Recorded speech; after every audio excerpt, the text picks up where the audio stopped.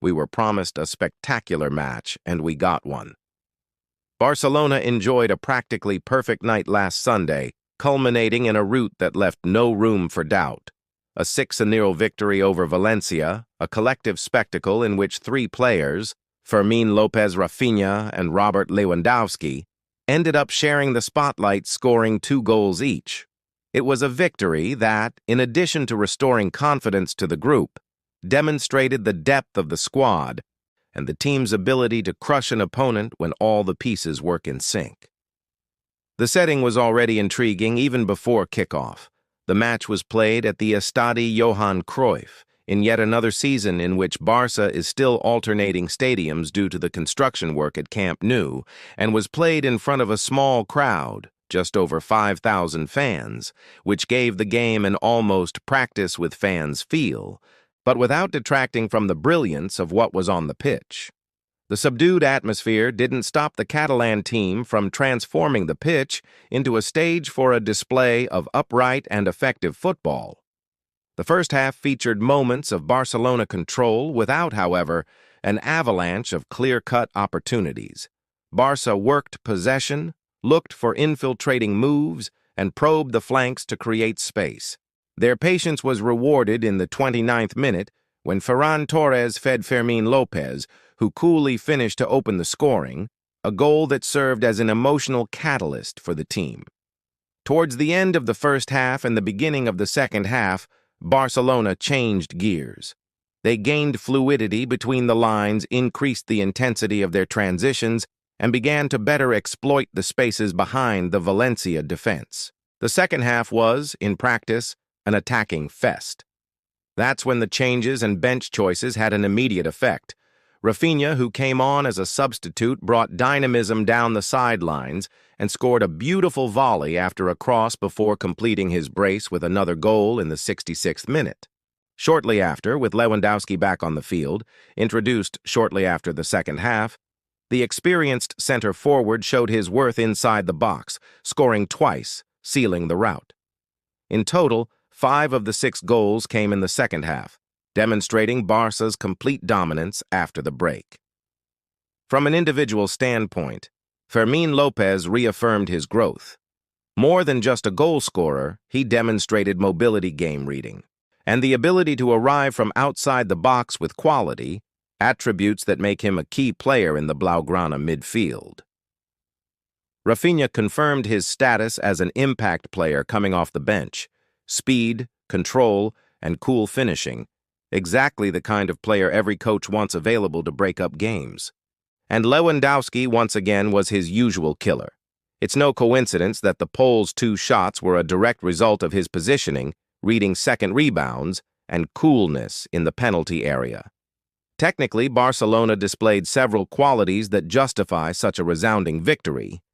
First, superior space utilization, with fullbacks and midfielders interspersing passing lanes and forcing opposing defenders to make risky decisions. Second, quick offensive transitions.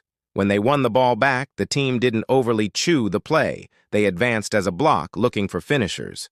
Third, width and overload on the wings, movements that created numerical superiority in dangerous areas.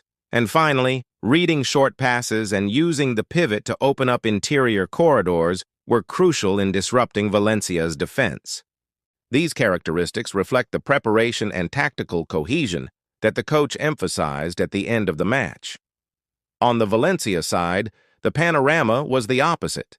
A team that started the game trying to resist and ended up progressively unraveling. Lack of reorganization, lack of aggressiveness in the first defensive pass, and positional errors made the task of holding Barça nearly impossible after the first goal.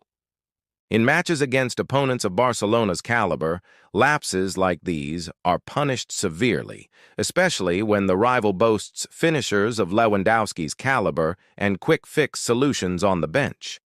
The match highlights Valencia's need to restructure its compactness between the lines and be more vertical in its attacking transition if it wants to earn points against teams at the top of the table. One point worth highlighting is Hansi Flick's squad management.